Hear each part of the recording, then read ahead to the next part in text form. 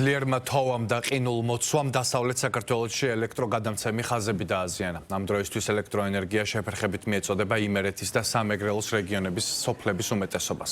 უამინდობამ საკმაოდ დიდი რაოდენობის ავარია გამოიწვია ელექტროენერგიის როგორც მაღალ, ისე დაბალი ძაბვის ქსელებში.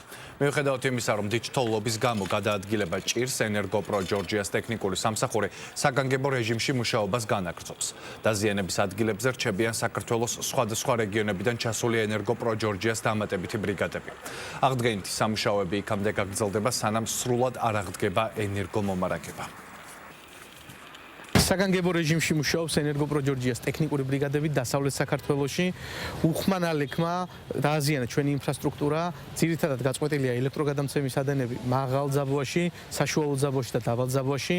ყველა მიმართულებით მიმდინარეობს ამ ეტაპზე აღდგენითი სამუშაოები. სხვადასხვა რეგიონებიდან, სხვადასხვა მუნიციპალიტეტებიდან ჩამოსულები არიან დამხმარე ტექნიკური ბრიგადები. თითოეულობა სამეგრელოს რეგიონში გამოიწვია ავარიები, ძირითადად დაზიანებული არის მაღალი, საშუალო და დაბალი ძაბვის ადენები, რაც თავისთავად გამოიწვია ხელმძენარეების წაქცევამ. ავარიული გამორთვებიდან პირველივე წუთიდან მობილიზებული არის ენერგოპროს ბრიგადები, დამხმარე ბრიგადები ჩამოსული არის აღმოსავლეთ საქართველოდან და ინტენსიურ რეჟიმში მიმდინარეობს აღდგენითი სამუშაოები.